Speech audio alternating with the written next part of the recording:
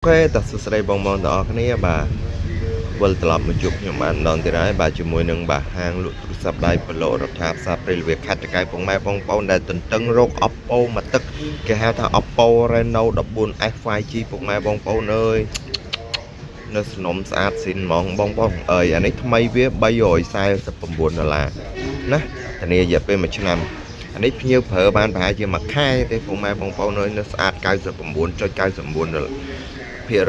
ញ្ចឹងបងណាត្រូវការតាក់ទងមកមុនបានមុនបាទតម្លៃ200ជាងតិច200ជាងតិចទេណាតាក់ទងមកមុនបានមុននៅស្អាតសំណុំស៊ីនអត់ចូលទឹកធ្លាក់អត់បែកតាន់ទៀតពុកម៉ែបងប្អូនស្អាត Reno 14S memory 256GB RAM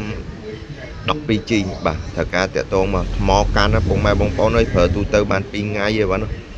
បាទភ្ញៀវគាត់លក់ទាំងស្ដាយបាទអញ្ចឹងបងណាត្រូវការតាក់ទងមកមុនបានមុនបាទអរគុណ